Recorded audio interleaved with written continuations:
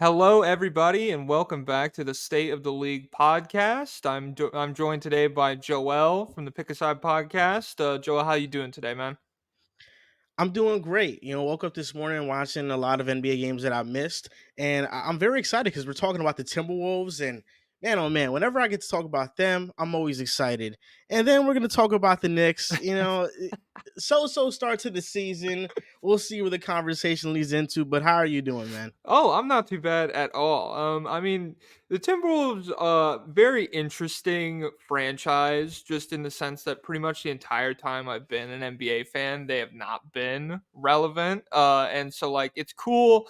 I don't know, with the Kings last year and everything, it's cool to see them like kind of take a step forward into being a team that can like actually compete with the best of the best. And through the first 7 games of the seasons, the Wolves really look like they're here to stay. I mean, obviously, shit could change once the sample size gets bigger and all that. But specifically, what moved me was the win over Boston. They beat Denver and Boston, handed each team the first loss of the season. But Denver was kind of a blowout, and I think a close game you learn a lot more about what your team's made of. And the Boston win was fucking gritty for Minnesota. It was that Boston win was everything good that could happen to me did happen to me because on the podcast, my co-host Dels, he's a big Celtics fan. And I had a tweet last year. I was like, I think Anthony Edwards and Jaden McDaniels have a similar ceiling to like Tatum and Brown. And of course, the name that everybody honed in on was McDaniels. Oh, how dare you compare him to Jalen Brown? Jalen Brown's so much better.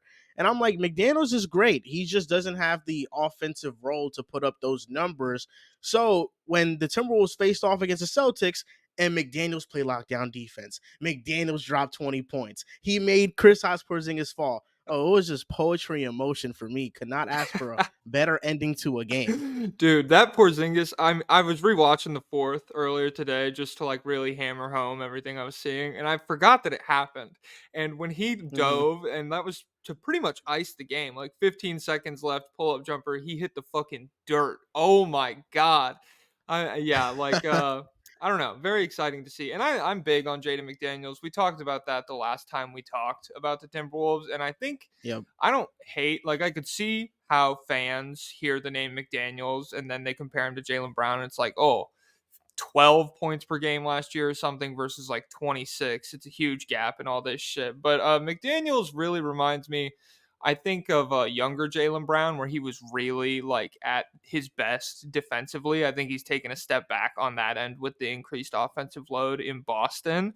But yeah, Without a doubt. like I don't know. You commented Ant and McDaniels are the best duo in the league right now, the best wing duo in the league right now on my video about the Wolves, and I was like, okay, maybe not right now, but I see the vision. I see the arc we're heading towards, and yeah, I mean they went toe to toe with Tatum and Brown, and they came out on top. It was a really good win for Minnesota.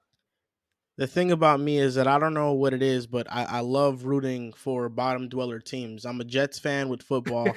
I'm a Knicks fan with basketball, and every team that I tend to gravitate towards is a team that doesn't have much historical value. So last year it was the Kings. I think the Kings will make the playoffs. The Kings have this fantastic season, but everybody kind of knows what the realistic ceiling with that is.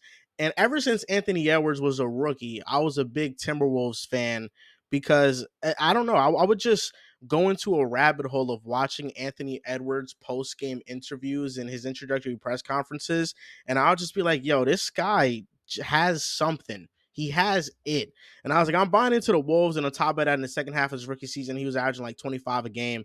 So going into his second year with the Timberwolves, I was like, "I think this is the year they make the leap and make the playoffs." And I'm rooting for these bottom dweller teams. One of them, I think, will finally get over the hump, and I'm hoping it's the Timberwolves. They look like they're the closest to it.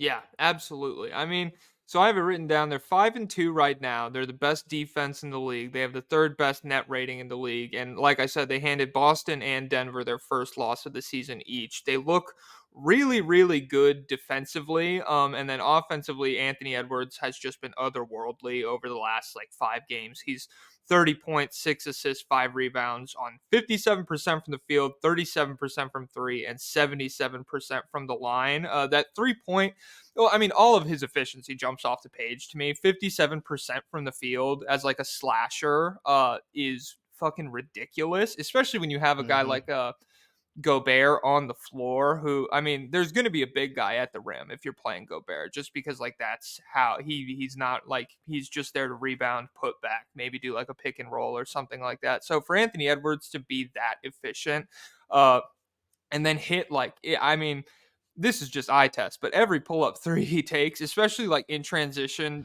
2 dribbles past half court into his little spot on like the right wing, he fucking buries it. It feels like, and so yeah, I'm all in on making the leap this season into like first team ish all NBA territory. I'm not like that's not a guarantee because there's so many great guards in the league and everything, but I think he'll definitely be in that conversation. And then over the next several years, I could see him like exponentially growing just because I saw a good video from Nerd Sesh right before I came on here talking about how he's really been hitting his mid-range jumpers to start the season and how that makes him so much more of a difficult guard in terms of like you're seeding those when you're guarding Anthony Edwards just because he can blow right by you and get to the rim even if you're playing like perfect defense. And so if he's hitting those, he just becomes like kind of a force of nature on the basketball court. And I'm really excited to see him for the rest of this season. Shout out to Nursesh for that stat because it highlighted one of his biggest improvements, the mid range shot. I thought he also had to improve on his ball handling. He did on that as well. And the playmaking, he's taken a bit of a playmaking leap to where he has the ball more and he's making better decisions. In that fourth quarter against the Celtics, how many kick out passes did we see when he would drive to the basket and he would pass it out to McDaniels? And they were pretty difficult passes. They weren't easy. He had some turnovers there, but overall, I think the playmaking has taken a step in the right direction.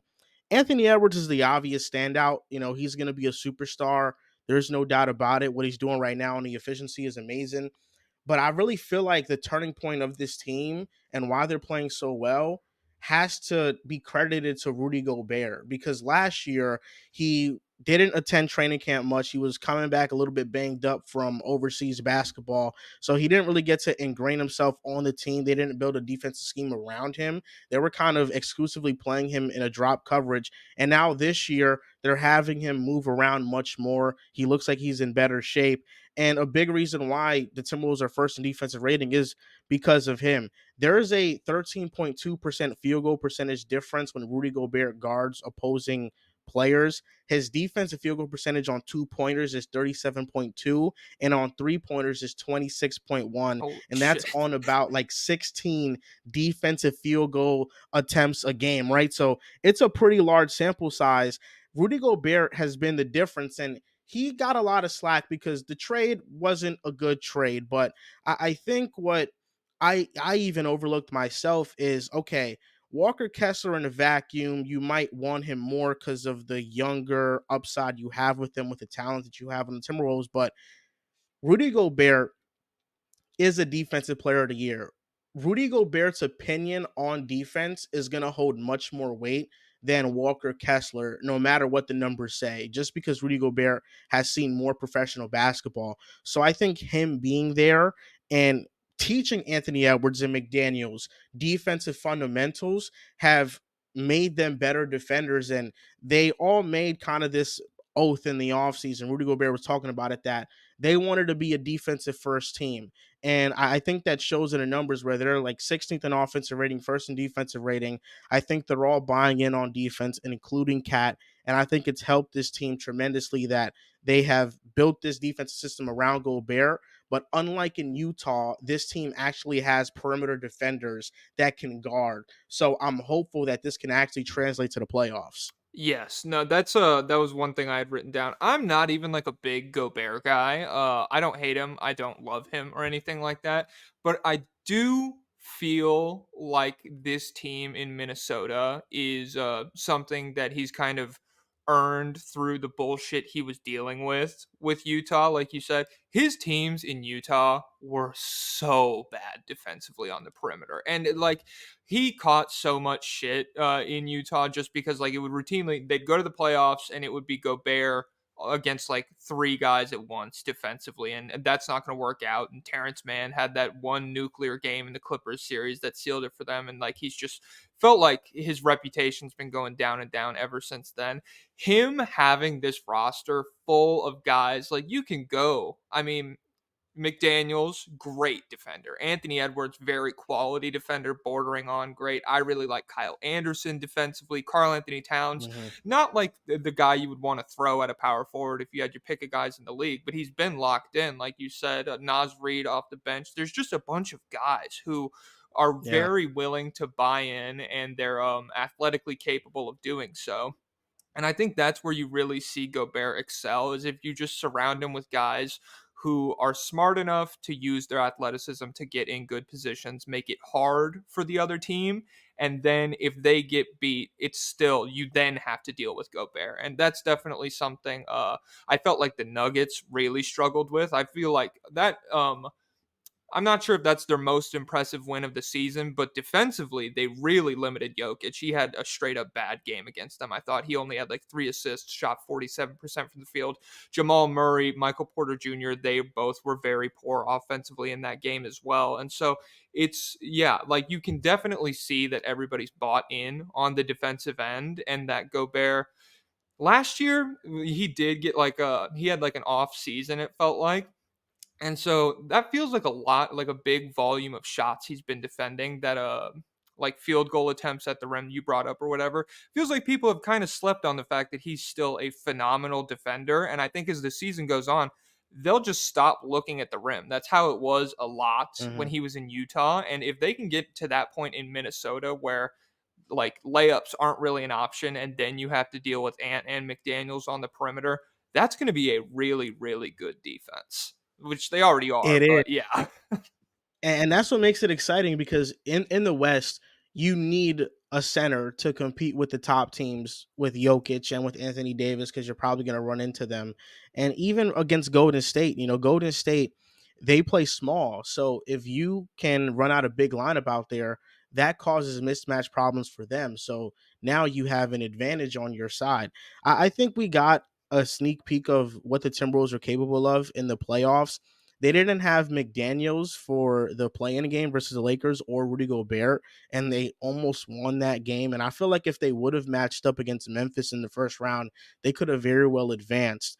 But matching up with Denver, who won the championship, they even gave them a fight, but Denver was just too good. But I kind of relate that moment to the Warriors back in 2013, I believe it was, when they lost in the first round to the Denver Nuggets, and then the next year you get Iguodala, and then you become a actual legit playoff team. I'm not saying this Wolves team is going to be a dynasty, but there are certain teams that you can kind of see glimpses of becoming great and taking a step. And I feel like in the playoffs we kind of saw that. And Cat is the obvious like negative dark cloud on this team that people try to paint over, but I actually think like unlike a guy like Julius Randle, Cat actually wants to win. His contract might be horrible. It's you cannot forgive it. It's really bad. It's the worst contract in the NBA.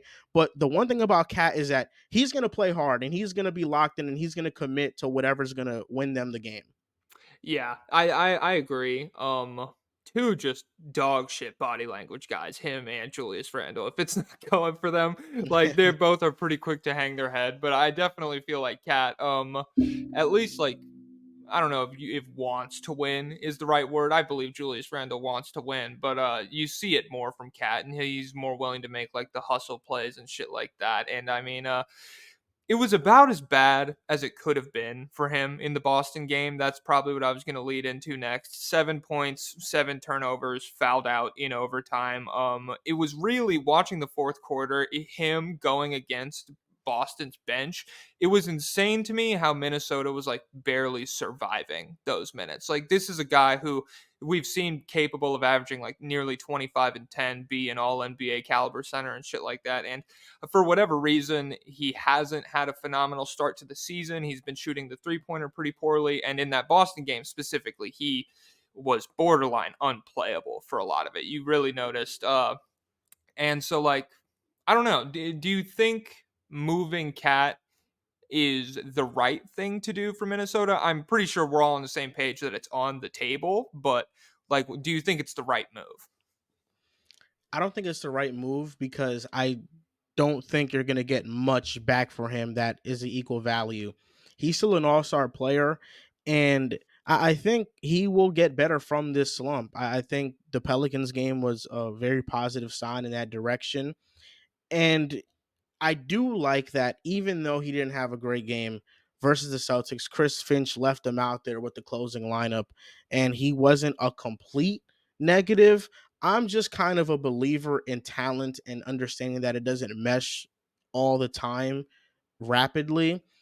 Right now, Cat to me feels like a player that understands that the dynamic of the team is changing, and it's changing from he once was the first option. Now he has to defer to Anthony Edwards because he knows that he's the one that is on the rise and is a priority for the franchise first and foremost. So I think Cat is just trying to find his role within the offense without causing friction with Anthony Edwards. And I think over time we'll see it. And right now, the Wolves look great, and Cat isn't even playing that well. But once he starts playing well, this team could be much more dangerous than originally expected if he can buy in and he can fit into what they're doing. Yeah. Um, I will say, watching them play Cat, even though he wasn't playing well, I see the vision for like if Cat's at the four and he's playing offensively, we know like the level that he is capable of. That is a really hard offense to guard while still being like a passable defense, unless he's going against a four that is just fucking cooking him or something like that, which Hmm. there's not many of like those guys in the league. Whoever, if you're throwing Carl Anthony Towns at a defender that's like 5, 6 inches shorter than he is and giving up 20 or 30 pounds, that is a really, really tough guard. And he meshes pretty well with Gobert in the sense that he's capable of spacing the floor when he's hitting and things like that, not just from like a catch and shoot perspective, but also like off the dribble and things like that. So when Cat's playing well, I do understand what Minnesota's going for. And I agree with you, the value is not good right now. I was trying to like mock up some trades, and beyond the fact that like the trade market isn't phenomenal right now, there's not a ton of guys who are really available. And so I think moving him at this point would be pretty premature. Yeah, like I even if you think about like I was like maybe like Siakam or somebody like that, but it still feels like with how Messiah's a fucking psycho up north, they would have to give up as many assets as possible to get a guy like that. And so I'm Hmm. on board with riding out this first half of the season and like trying to allow Cat to find his role within the offense because I think there is one there for him. It's just yeah, the identity of the team moving towards that defensive mindset. It's gonna there's some growing pains, and he's just kind of like suffering from that right now. You know, an interesting stat I saw from the Wolves is that Mike Conley currently has a 30-1 assist to turnover ratio. He has 30 assists on the season and only one turnover. I mean, that's classic Mike Conley. It's like Yeah. him and like Tyus Jones are always duking it out for the fucking assist to turnover ratio crown, and he's been good for them, man. He plays smart basketball. I don't love his timeline with them just because like I'm not sure how long he's still going to be a starting caliber point guard in this league in terms of like looking years ahead for the McDaniels Anthony Edwards peak years or whatever, but right now in terms of just like initiating the offense, running sharp, clean sets, and allowing Anthony Edwards to be like a supplementary on ball playmaker. Get him the ball in motion and let him either score or make a good decision. Conley's a really good fit for a guy like that. And he's good with Gobert and he's a good, solid defender as well. So I like him. And yeah, 30-1's fucking crazy, man. It is. And that's a worry too, like the timeline thing. But maybe they can get Tyus Jones, sometime in the near future. Yeah. Just running down. How do you feel about Naz Reid? Let's just. I'm trying to give Naz Reid some props. He's fucking Oh, phenomenal, man. I'm glad that you did do that because it would be a shame if we didn't talk about Naz Reid when talking about the Timberwolves. Naz Reid is the best six man in the league. I think I can comfortably say that right now. He's just so awesome, man. I think the way he spaces the floor, the way he defends, the way he attacks the basket. I still am kind of taken aback that he was undrafted back in his draft because out of LSU, you watch the tape and it was, this a big man who can shoot, who can handle the ball, who can defend. Those guys kind of get taken in the first round. Yes. So him being undrafted was kind of crazy thinking back on it. Naz Reid, where I'm from, he's a legend. He's kind of like an urban myth. I'm from New Jersey, and I grew up around a time where Naz Reid was playing high school basketball and middle school basketball as well. We're the same age pretty much. I think he might be like a year older than me.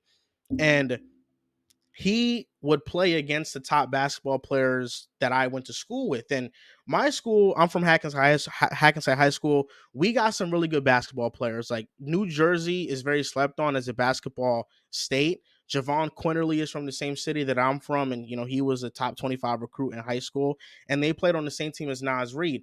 There was one time in middle school where Naz Reid's team came to my middle school and played against the best players, the best basketball players in my city.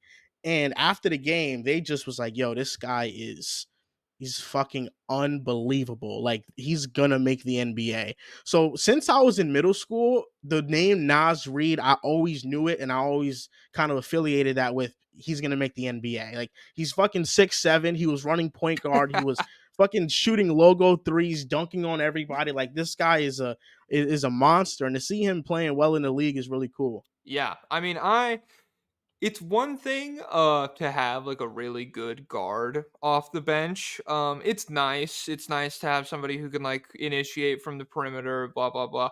It feels so fucking OP to have like a guy who's I mean, Nas Reed is better than like probably 8 starting centers in the league right now, if not more. He is so good at a variety of different things.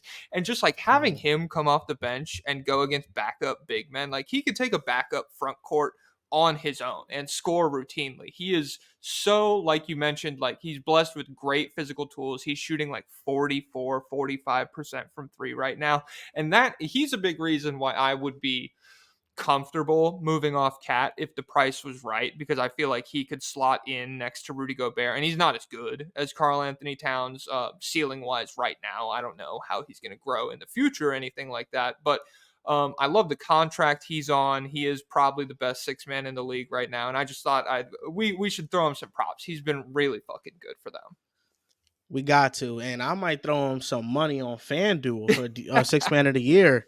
I'm about to look at them odds after this episode and see where he's at. I mean, to be honest, yeah, I haven't. Six Man is one of those awards you don't really even like start looking at until mid January or some shit. But I'm sure it doesn't feel like he was in the conversation preseason, so the odds are probably fairly good. Doesn't. Yeah. It felt like it was a bunch of guards, Emmanuel Quickly or Brogdon again. It felt like a bunch of guards. It didn't feel like any big men. hmm Last bullet I have for the Timberwolves is just I thought it was so impressive. Again, Anthony Edwards is really good. During the fourth quarter and overtime, the offense for both teams really broke down into iso ball, and it was crazy to see Anthony Edwards like clearly be the best player in the game at that point, because Jalen Brown and Jason Tatum are two guys who I feel pretty comfortable with in the closing minutes, just like letting them get to their spot, get to the rim or whatever, and really cook. And neither of them could do anything against the Timberwolves. And Anthony Edwards, he had like that crazy stretch, 10 straight points in overtime or something like that, where he was just like mid range, pull up three, another mid range, and then he airballed or some shit like that. But who cares? Yeah, and so it was very, I don't know, it didn't feel like he a passing of the torch moment or anything like that, but it's just like, oh shit, he can go bar for bar with any perimeter player in the league at this point. And Tatum and Brown, the entire fourth quarter, they were trying to get switches onto anybody that wasn't McDaniels. Like they were trying really hard to not be guarded by him. Anthony Edwards had that possession on Tatum where he defended him very well.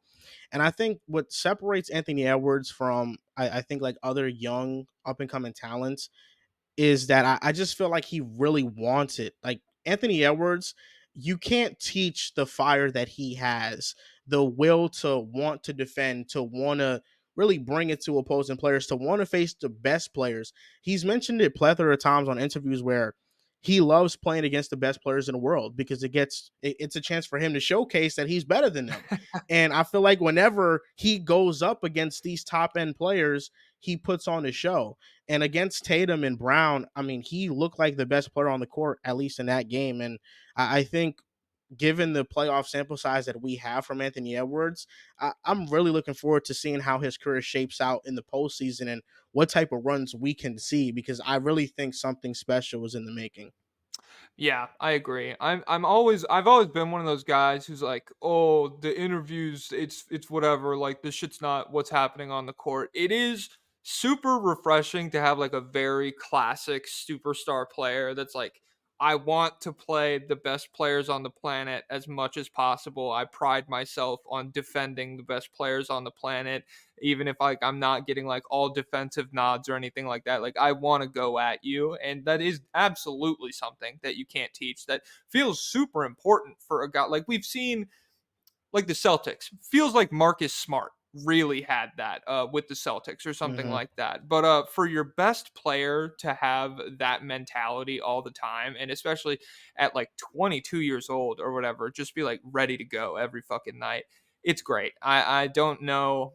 At the risk of sounding like an old head, I don't feel like enough guys have that mindset anymore, and it's great to see. I love it. Like that's the kind of shit basketball should be about. So shout out to Anthony Edwards. He's got that dog in him.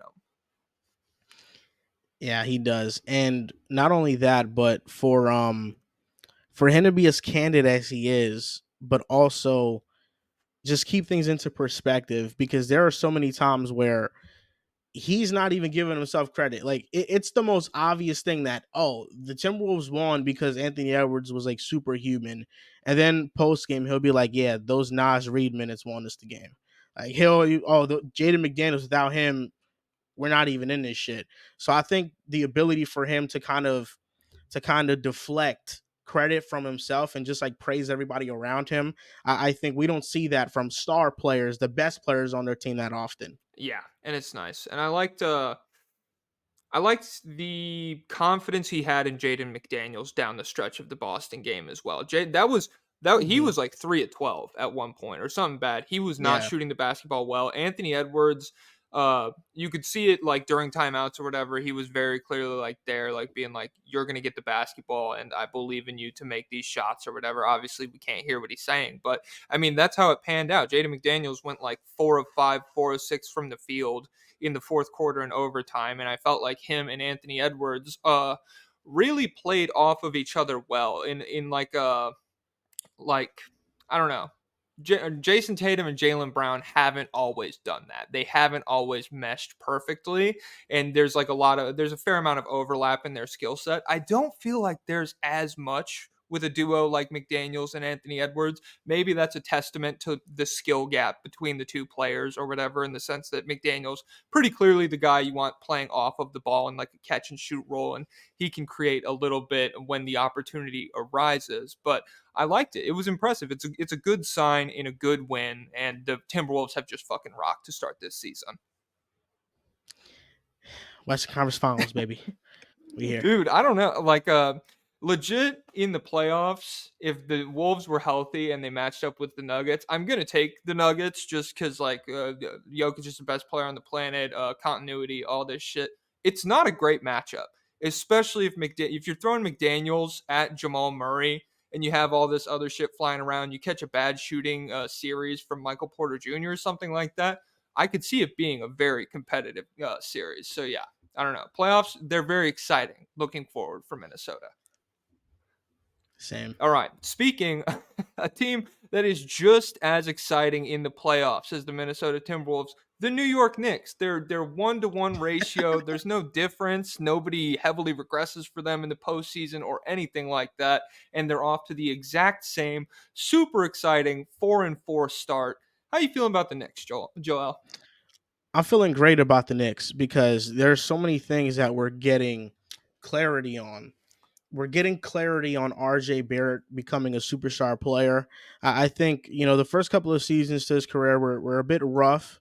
It was kind of roller coaster, some highs, some lows, but now it's just straight highs. We're going to the climax of it.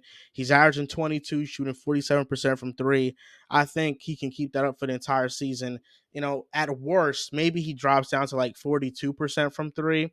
Even then, I'll take that all day. We always knew that RJ Barrett could be a sniper from three ever since the COVID year where he shot 40% from three.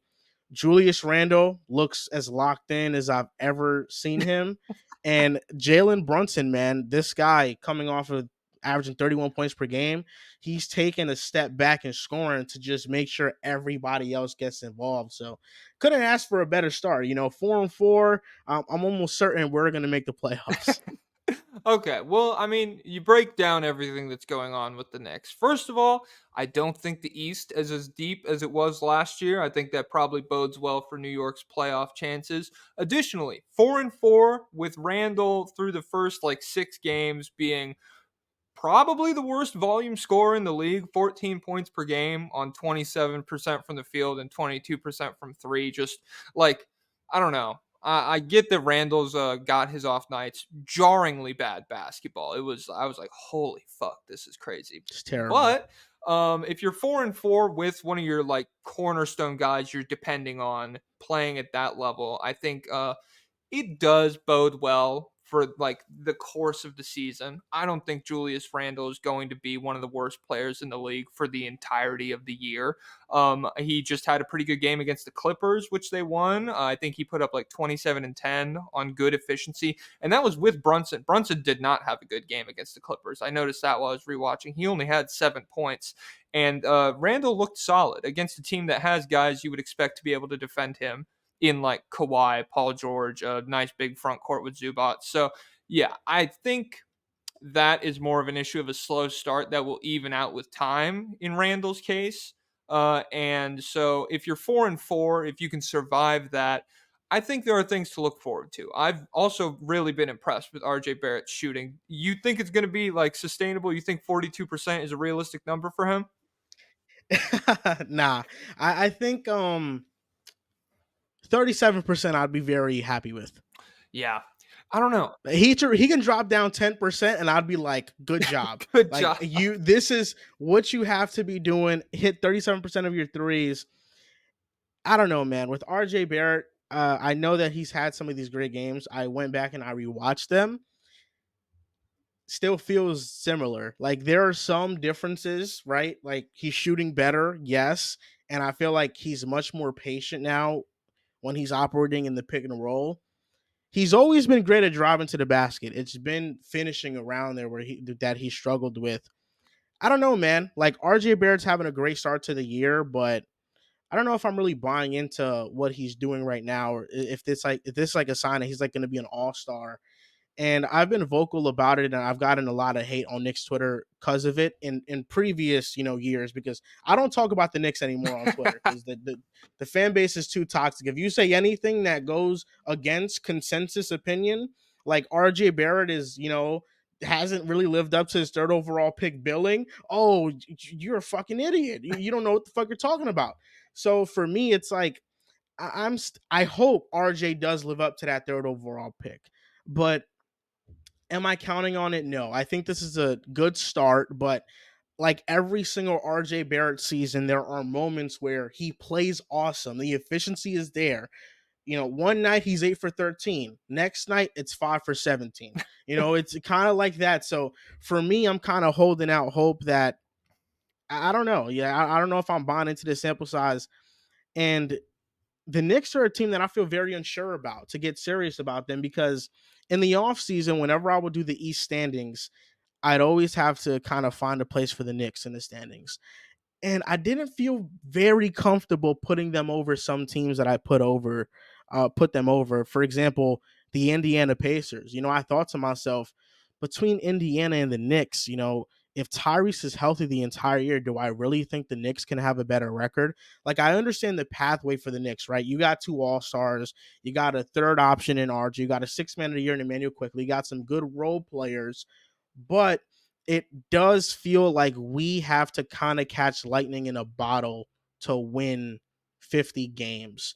And I don't know if that's going to happen. Like, Brunson in the second half of the year last year, after January, was averaging like near 30 points per game.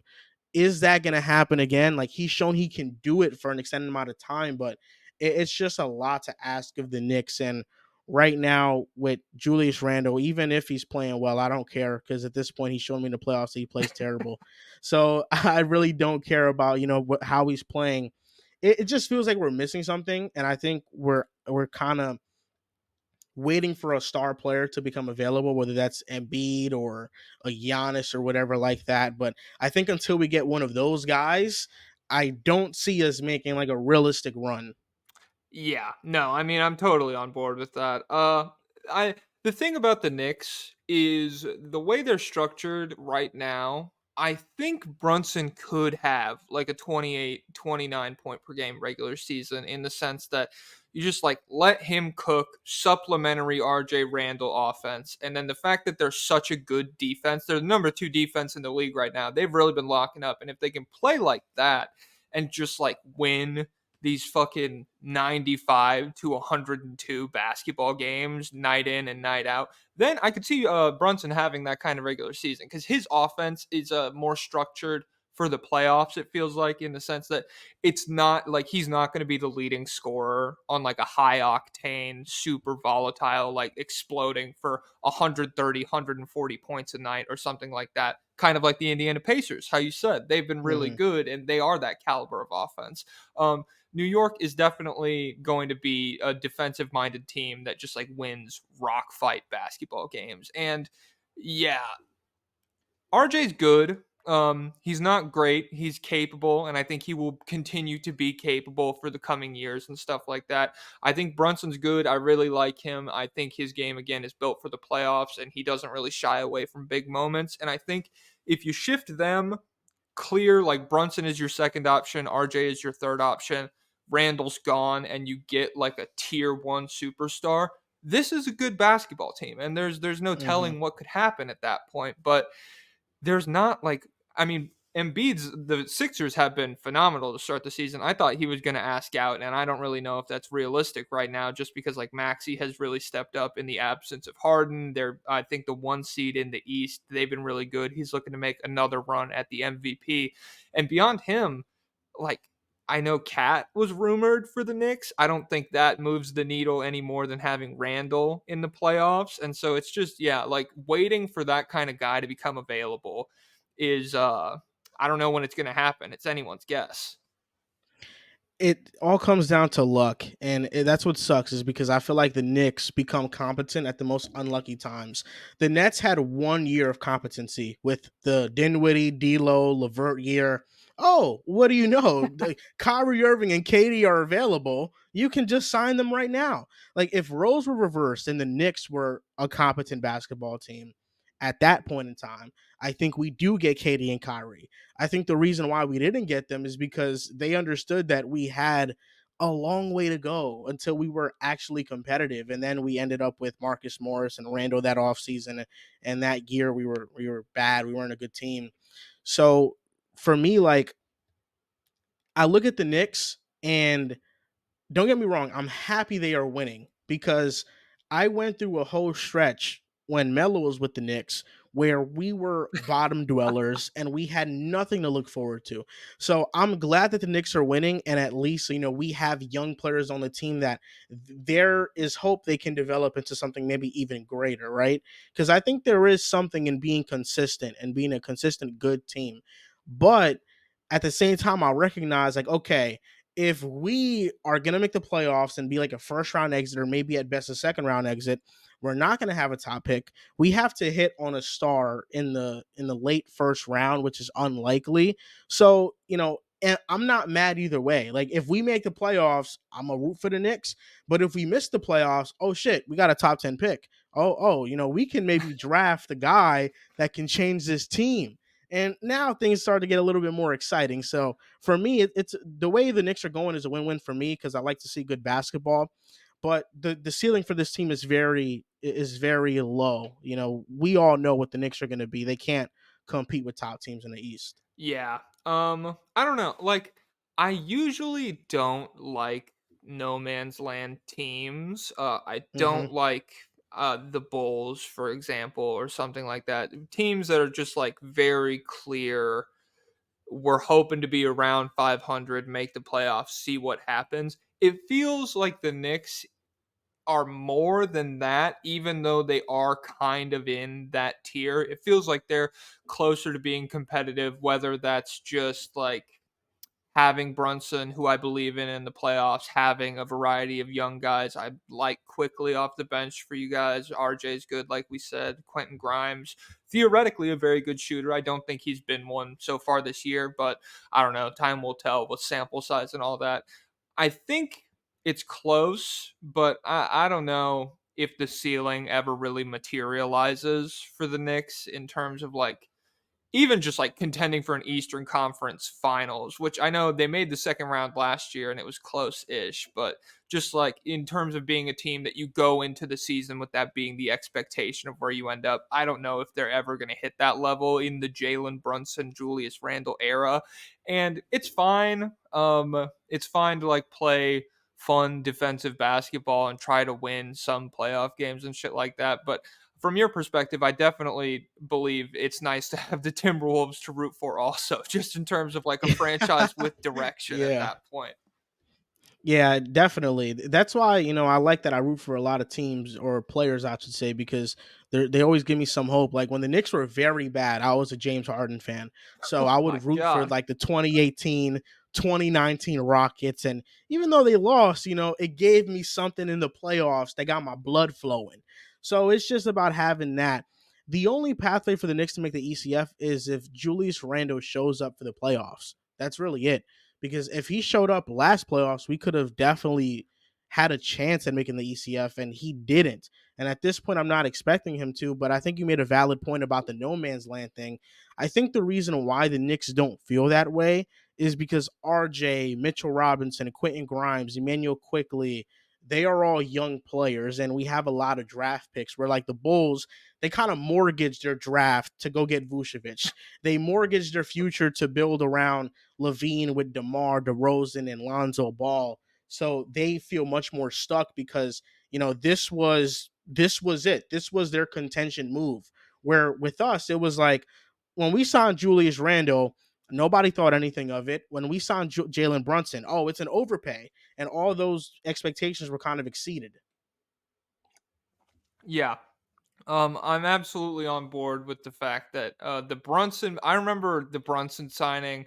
I thought it was a lot. I wasn't like campaigning against it online the way. I mean, when the Knicks sign someone, it feels like people lose their fucking minds a lot of the time, just because it's a market. It's a huge market that should have big free agency draw, but the ineptitude of the way the franchise has been run is kind of limited the talent that they've brought in over the years, and so it feels like people are very critical of a lot of the shit that they do in free agency. Brunson's good. The Brunson contract is fine. It's aged well. And yeah, I don't know. I just think there are so many things that will happen in the NBA before we get like a Julius Randle playoff run where I'm like, holy fuck, he's stepping up. Oh my god, dude, did you see Randle last night? And that's I don't know, no hate to him. I got him in fantasy. He's killing me right now. But it's just tough, man. So yeah, shout out to Julius Randle, I suppose. Julius Randle, man, that man, sheesh. I wish we had Chris Porzingis still. I know he was. It's tough because Boston. I think there's pretty clearly like last year health wise could absolutely be an outlier for Porzingis, and like Yeah. what he's been for the rest of his career is just like the level of health he's going to be at, and like he just strung together 65 games, but if Boston gets it out of them, if they get a run, they look fucking nice, man. It's a good offense, it's a good defense. I think Minnesota was a bad matchup for them in terms of if you get like a really physical big front court and you throw it at Porzingis and Horford. Porzingis likes to go at smaller guys, go up over them, kind of bully them and stuff like that. He doesn't like to bang in the post with a Naz Reid off the bench or something. And so, yeah, there's matchup concerns, but Porzingis, he's a solid basketball player. At one point, he was supposed to be our saving grace, but then the ACL injury happened, and just drama all around with Porzingis. Dude, I remember. Oh, fuck. Prime Porzingis was a moment. What year was he drafted? Do you remember? Like what He was class? drafted in 2016 or 2015. I know he was in the same draft class as Julius Randle and D'Angelo Russell. Damn, yeah. Because I didn't really I liked D'Angelo Russell a little bit, and then Porzingis just blew the fuck up, and I was like, holy! Like before Yeah. the ACL, like the lateral mobility he had and shit, and just like all his highlights, and really ahead of his time in terms of like 35 footers 4 or 5 times a game from a 7 footer. He was nice, and yeah, I don't know that ACL that sucks, but it is what it is. Now you got Mitchell Robinson, and he's almost as good. He's great. Mitchell's great. All right. Well, that's all the Knicks shit I had for you. I just wanted to know, like, what around the NBA at this point has kind of been like jumping off the page, grabbing your attention. What do you want to like shout out here? So I got three things that have really stuck out to me. The first one is the Sixers being 6-1. Didn't really expect it. And now that I've gotten to see a game without James Harden where they got things back from him, I like this team. They beat the Celtics. Nicholas Batum played well. Robert Covington off the bench.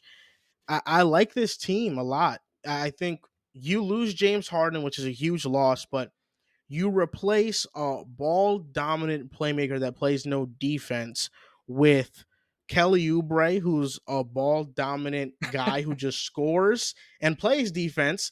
D'Anthony Melton's now in the lineup. He's an all world defender. And then off the bench, you have Batum and Covington who can space the floor, who are wing defenders. And I love Paul Reed, man. Paul Reed, I think, is one of like the B-ball more Paul. underrated Yes. underrated backup big men. Like when you mention to him, they're like, he's only like 6'8". He's not that good of a backup center. I'm like, you gotta watch him. He doesn't play like he's 6'8". Plays much taller. And I love the Pat Bev addition. What Nick Nurse has done with this team, I think specifically Joel Embiid, because he's taken a playmaking leap, has been awesome to see. And the more I watch them, if we get like an Embiid healthy playoff run, if things go right, I can see them right up there with the top teams in the Eastern Conference, competing with the Celtics and competing with the Bucks. We often look at talent, and talent matters a lot. It's the most important thing in the NBA. But the coaching disadvantage between Nick Nurse and Joe Mazzulla, or Nick Nurse and Adrian Griffin, I think the same way you give the Heat a chance in the playoffs because they have Eric Spoelstra, you kind of have to give that same type of leeway to the Sixers because now they have Nick Nurse. Yeah. I mean, Adrian Griffin's been a fucking nightmare in Milwaukee, and we can touch Yeah. on that in a second. But I do want to just full commit this bit to the Sixers. They have rocked for a variety of reasons that I did not see coming.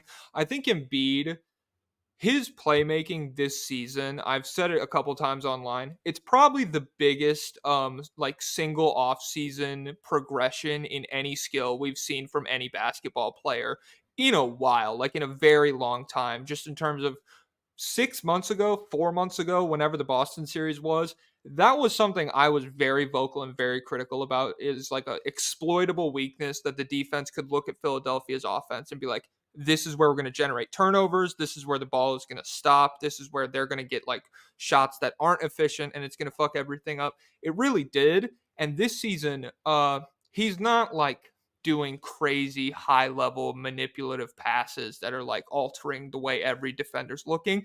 It's just him avoiding spots where he would get stuck and make dumb turnovers and making much faster decisions on the ball. And it's a night and day difference in terms of like what that allows you to do with the rest of your offense. And losing Harden helps with that a lot, because I think for somebody who is such a good passer, he doesn't necessarily facilitate great team ball movement.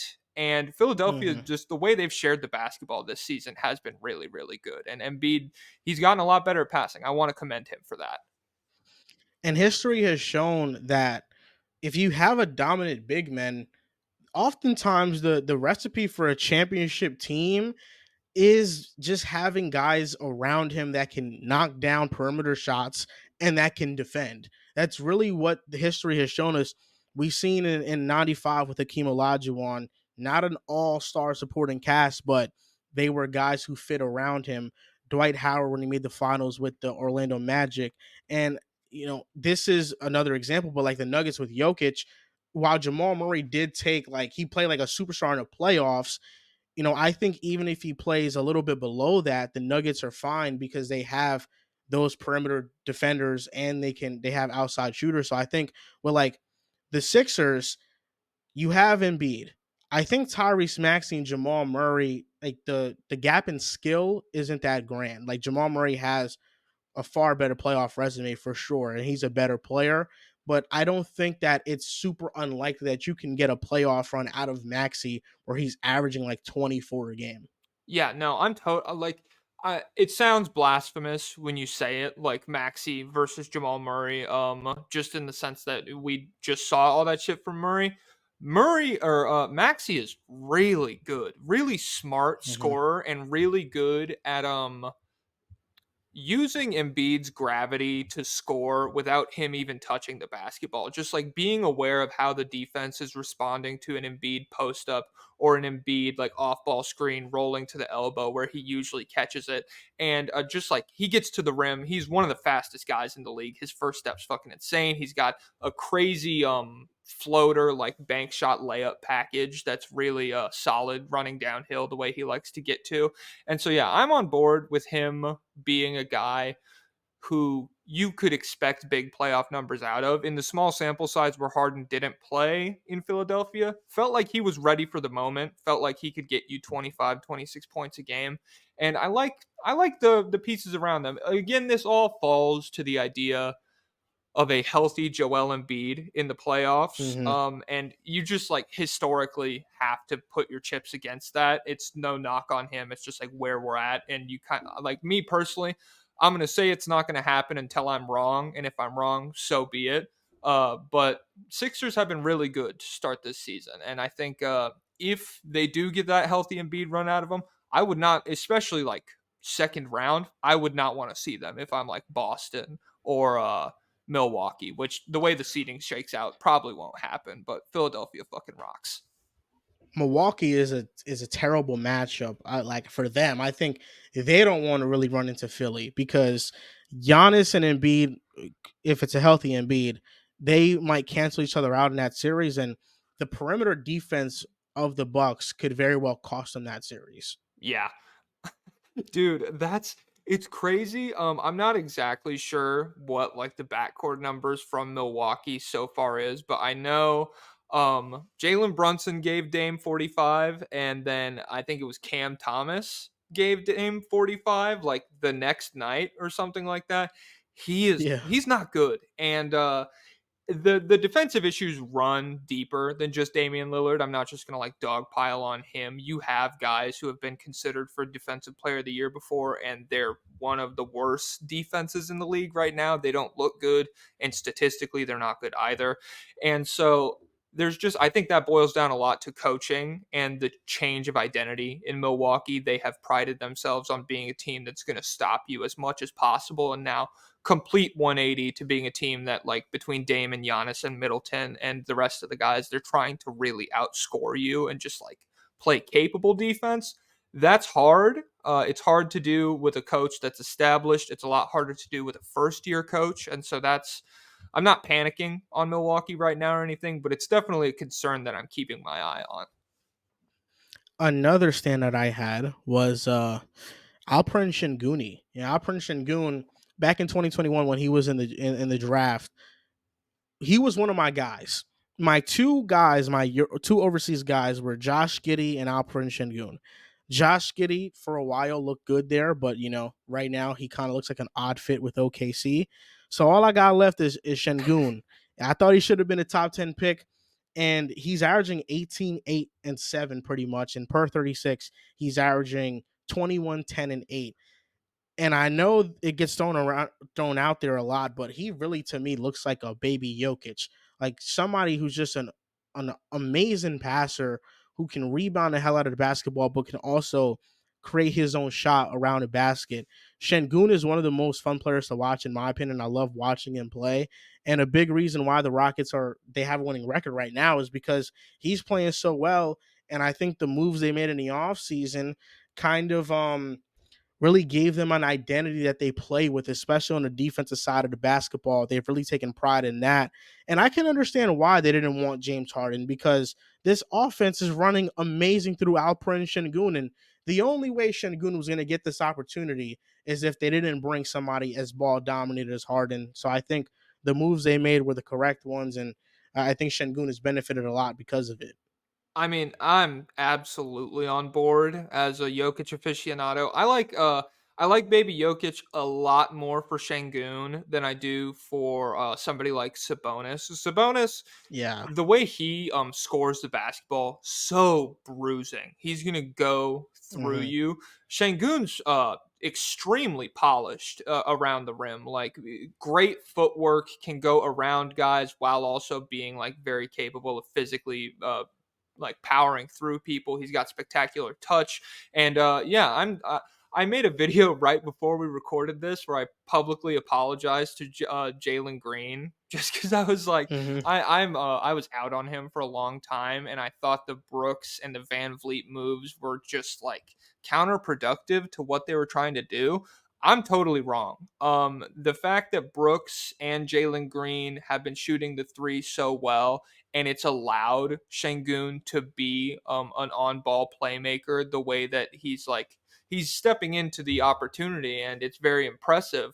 I like it, and I think moving forward, Houston, they'll probably continue to rely on him in that way.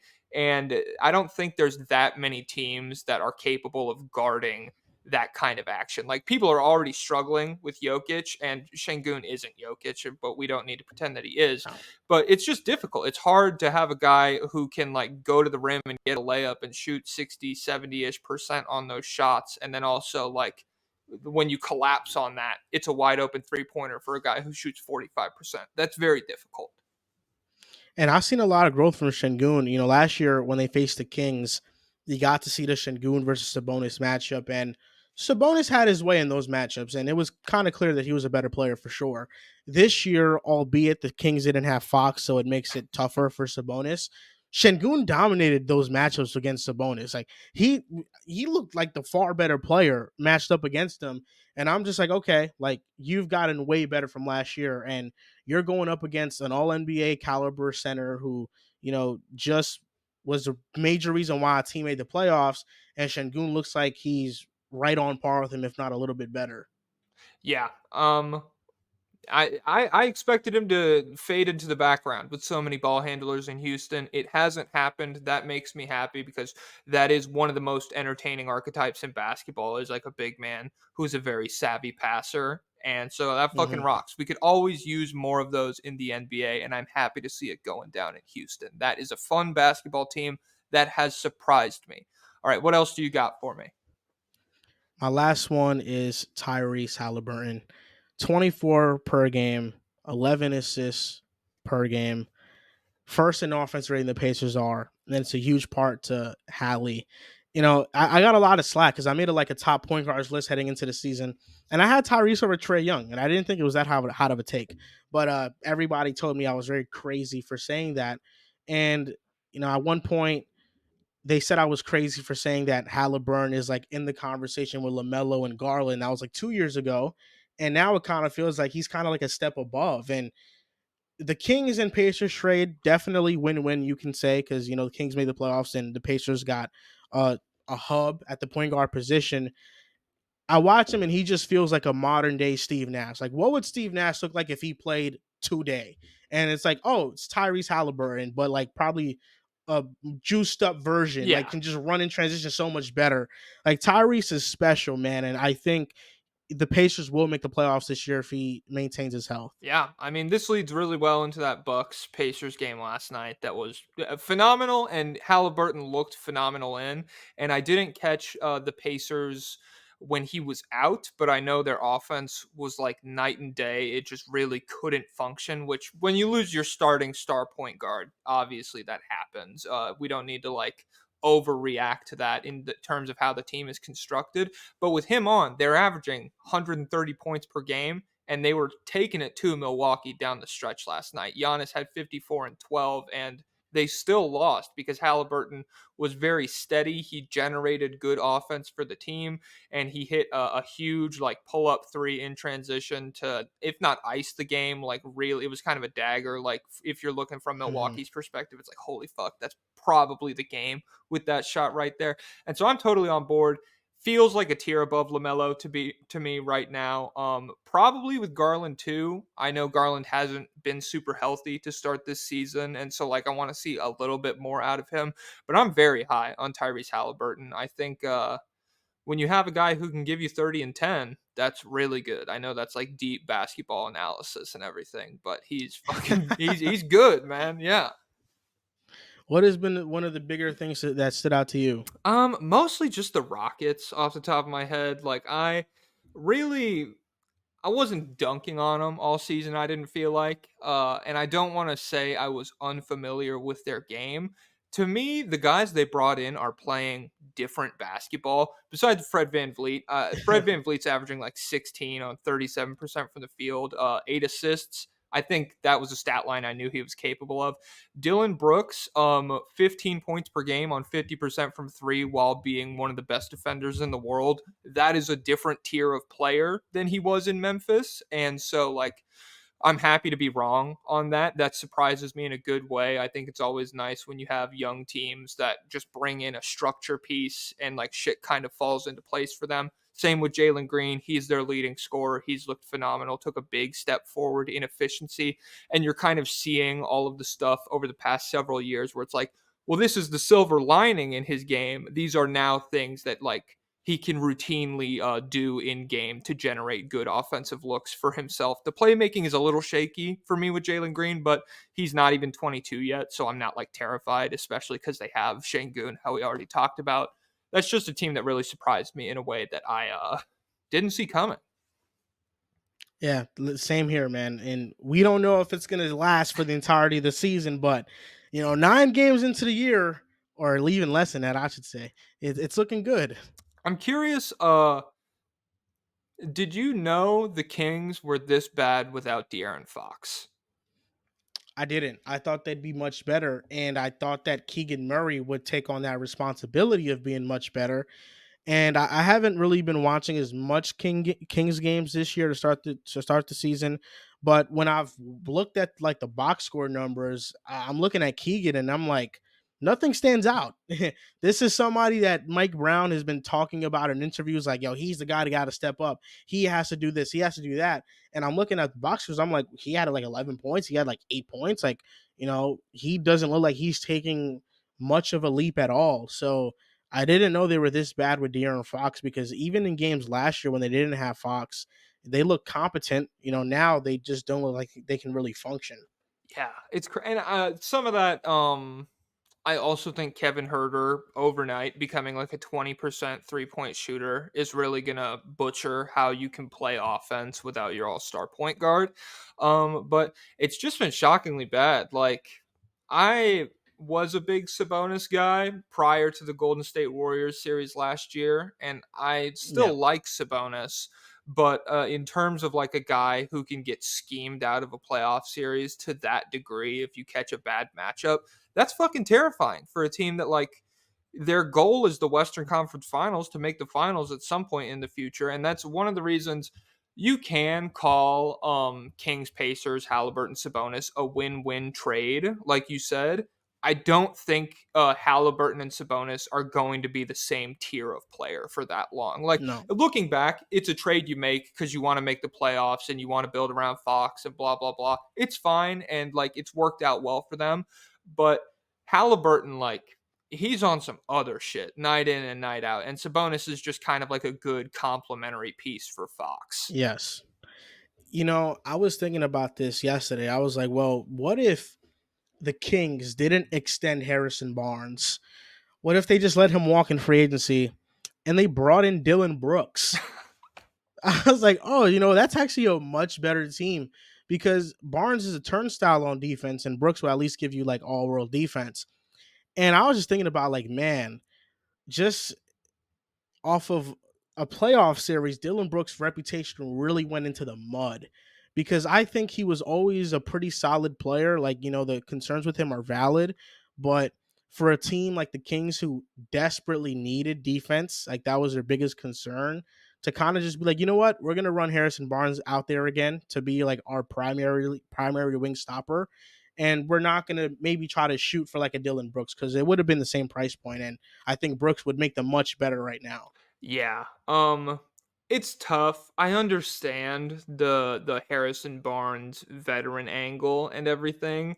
And I will say my opinion of Dylan Brooks was low on him way before the playoffs, just in terms of like 37% from the field last year. I was like, Mhm. this is a guy who like it's hard to justify playing when you see some of the shots he's taken. Brooks completely eliminating the long two that was like his defining characteristic in Memphis a lot of the time, like a heat check long two, and just getting to the rim, shooting the three effectively, and playing good defense. Like I said, that's a different player. And if Sacramento like knew that that guy was on the table, I think they probably reevaluate what they have with Harrison Barnes and maybe depart from that. I'm not gonna like hammer that as a huge mistake, but I agree with you. It's a better basketball team with Dylan Brooks, especially. Yeah, Brooks is a great defender. I really like his intensity on that end. Um, One more thing, because you're like a mild Suns guy. Are you Yes. surprised that it's Kevin Durant being like the healthy guy to start this season? Like that's the guy, as opposed to Beal. I know he's had some shaky health stuff. I thought it would be Devin Booker at this point that you're expecting like 30 and 10 from every night, while the other two guys are kind of recuperating in order for Phoenix to be competitive. How have you felt about KD? I haven't been very surprised that KD's a healthy one because with the Nets, he would get injured like as the season went on. But to begin the season, he was always available. And there was a lot of times in Brooklyn where, Harden and Kyrie were out and he was the one playing games. So I'm not very surprised about that. But I am surprised with kind of like the Suns as a whole, like in a negative way this year because I watched those games with my girlfriend and she, she's over them at this point. She just feels like they're cursed and stuff because they got a lot of injuries.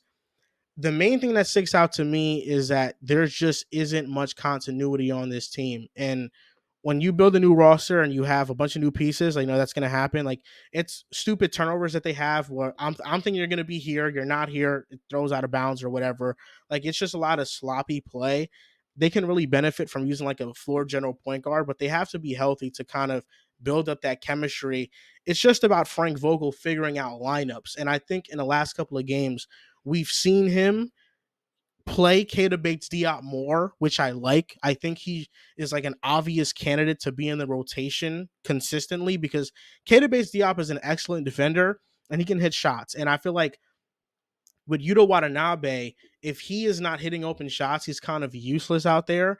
And recently he's kind of had like a little bit of a cold stretch. But for me, like the major concern with them is the front court.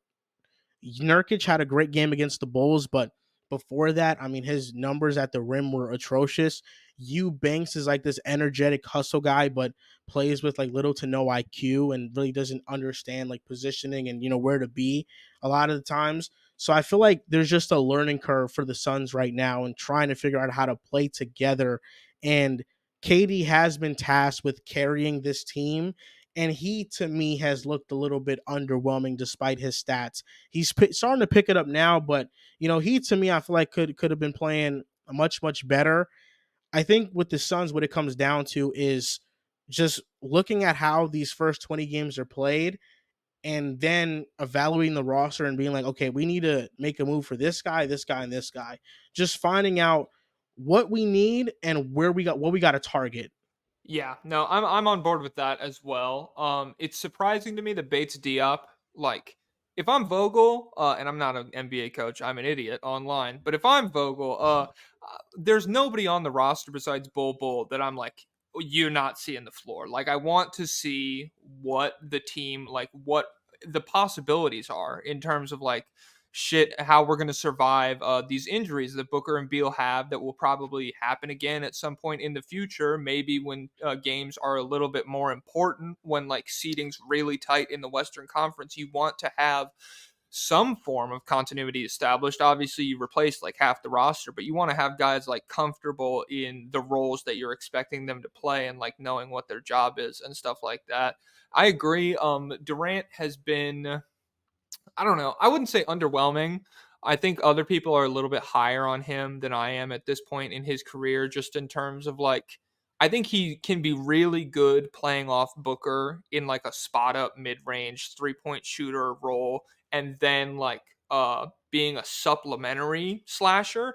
But if he's the guy that like the other team sees coming down the floor and they're like, that's the only guy who can dribble the basketball and get to the rim, that's going to be really hard for him to do at this point in his career, especially like over the course of a full month and a half, and you like Mm-hmm. expect him to not pick up any little nicks or injuries and things like that.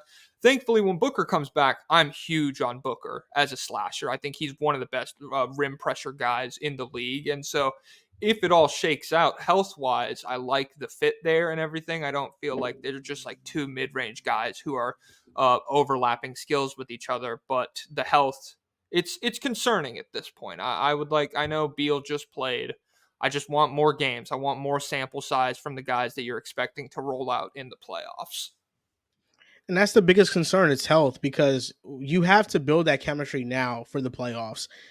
Teams that have little to no chemistry, they don't win in the playoffs. And I think that the Suns, while they do have better star power, teams are always going to have a depth advantage over them, and they're going to have an advantage in the front court. So that lack of chemistry is going to play a big role in hopefully they can all get healthy and start playing together and they can maintain their health because if not, I just don't think this is ever going to get off the ground and functioning at a high level.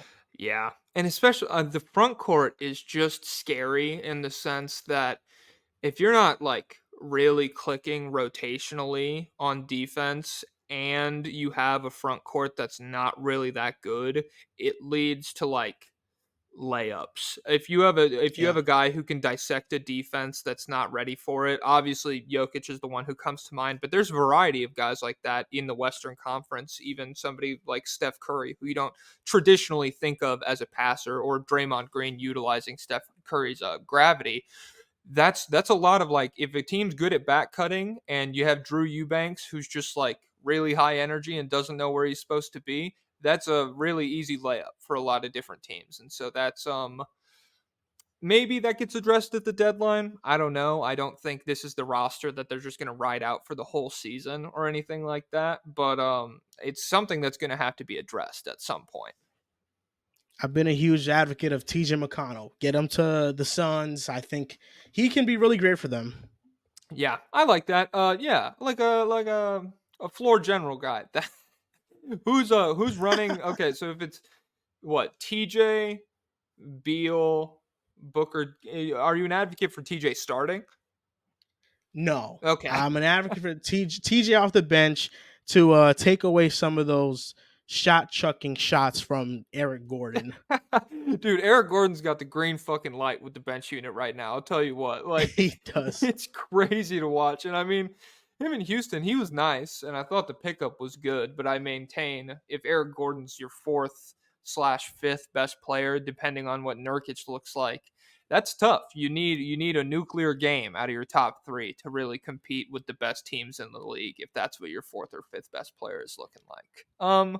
I was looking at FanDuel last week, and it was the game where the Suns faced the Sixers on the road, I believe. It was one of those teams. And I saw Eric Gordon's line. And it was like 17 and a half points. And I was like, holy shit, 17 and a half? Yeah, I'm not even going to touch this one. I mean, yeah, in Houston, six man of the year, Gordon averaged like 18, I'm pretty sure. So it's just, Uh-huh. yeah, I don't know. They're expecting a lot out of him. If you get the roster to a point where he can just play a nice role as a floor spacer and a scorer, I like Eric Gordon. I don't like Me him too. as like 6 ISOs a game or something like that. That's a little intimidating. Mhm. That's all I got for you. Is there anything that you want to plug while you have this platform here? Yeah, sure. Just you can follow me on TikTok at Joel V Moran. I host a podcast called Pick a Side. You can listen to that on YouTube, Apple, or Spotify. And outside of that, nothing, man. Thank you for having me on the State of the League podcast. It's very fun chopping it up with you about the Timberwolves and a lot of other things that are going on in the league. Hell yeah. I just realized I didn't talk about Rudy Gobert's free throw shooting one time this podcast, but it's already the outro. So we're just going to pretend like that doesn't exist. He's a 90% shooter, baby. Thank you guys for tuning in, and I will catch you in the next episode. Peace.